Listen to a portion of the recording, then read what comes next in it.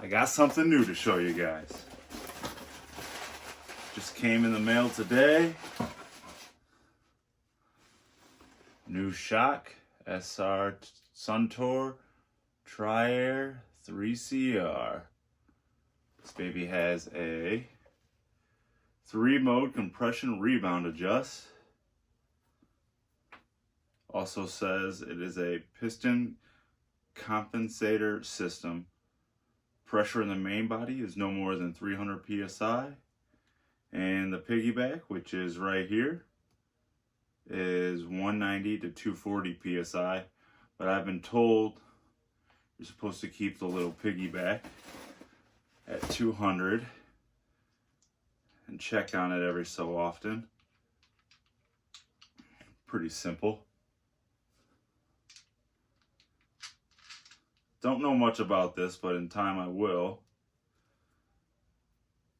I assume with a 3-mode compression rebound adjust, you have different options for different modes with within the rebound.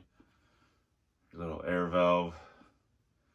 And this is 210 by 55, which is the exact same measurement of the Fox Float DPS that I blew up while I was in Knoxville.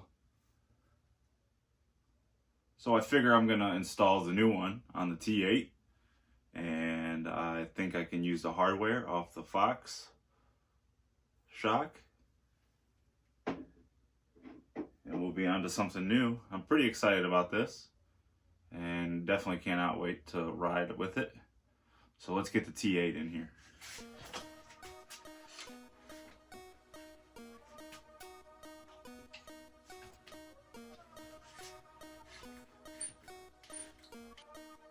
So the tools needed are pretty simple. You're gonna need a 5mm Allen key, a 6mm Allen key, some grease. I use a pick just so I can get off the hardware a little bit easier. I work it real slow. I have actually taken the hardware off the Fox Float DPS because it will just transfer right over to the SR Suntour, and put some grease on there.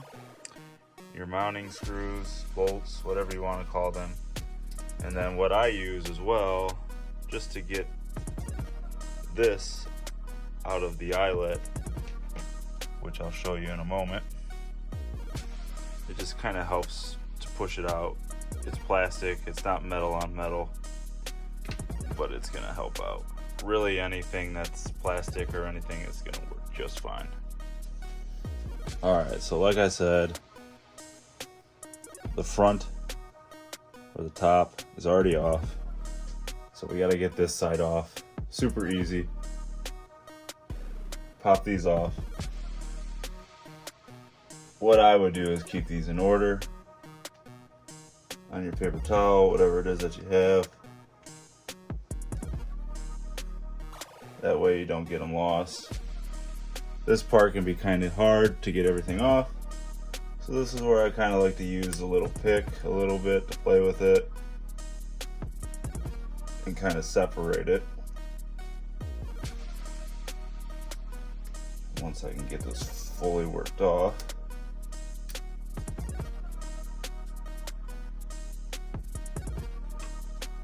We can actually just go ahead and push it through. This one came out easily, so I did not have to use the Sharpie as I intended on the first one, or like I did on the first try. Be careful, there are some washers that will get lost if you're not paying attention. They are also on the very other side, or the exact opposite side.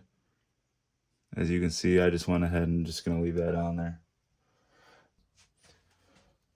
What I'm gonna do starting out is just put a little lubrication on, because if you ask me, it doesn't hurt at all. Just go ahead and lube up some spots. That way you make sure things are still running smooth.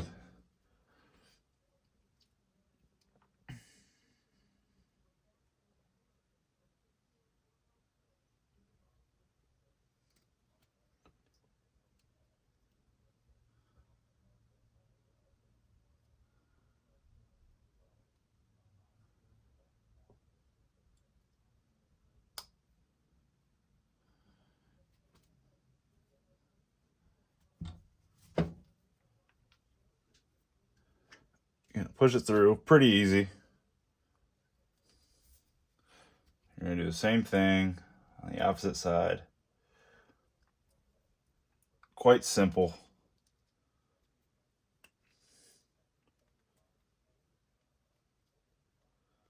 Put this one. Okay, all done. Make sure that before you install it on the bike, that all the air is taken out. Pretty simple. You can bleed it right here.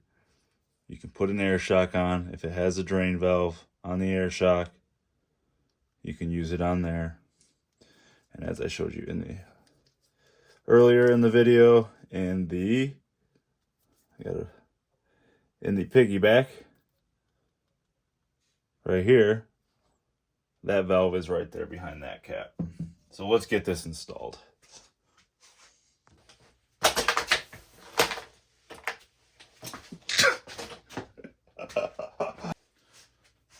Okay, so this is probably the easiest part. Definitely make sure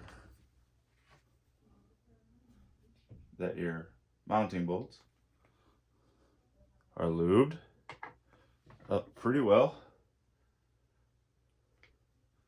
I'm just learning that I don't like a creaky bike from experience. It's pretty simple.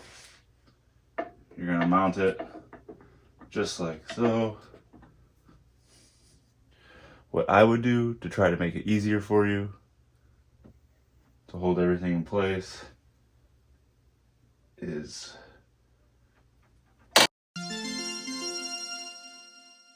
feeding the first bolt through. There we go. All right, so now that you got the first bolt through,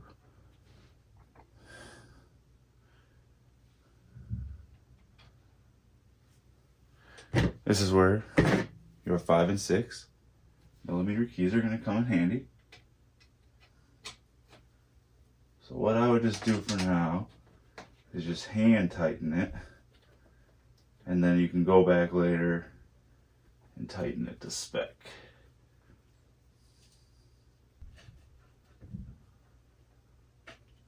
Could be pretty finicky, but it will go in once it's in. And again, repeat the process like you did in the front or in the back.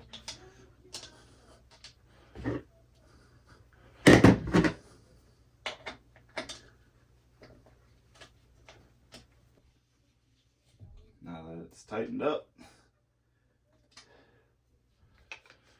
you can put all your air in it. Like I said before, the piggyback right here, about 200 for my weight, 190 pounds, gonna maintain that. And then your main valve, mess around with your shock adjustments, and hopefully you'll like your ride.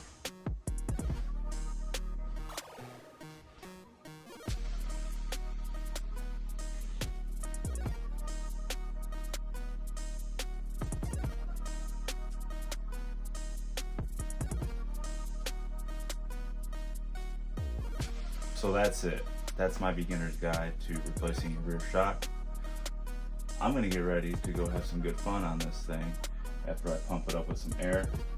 Pretty simple. Let me know what upgrades you've done to your bikes, or if you've had to replace your Fox DPS float shock after you've blown it up. And also, if you're interested in the bike or any bike from Bikes Online, I'll leave a link in the description below. Thanks for watching.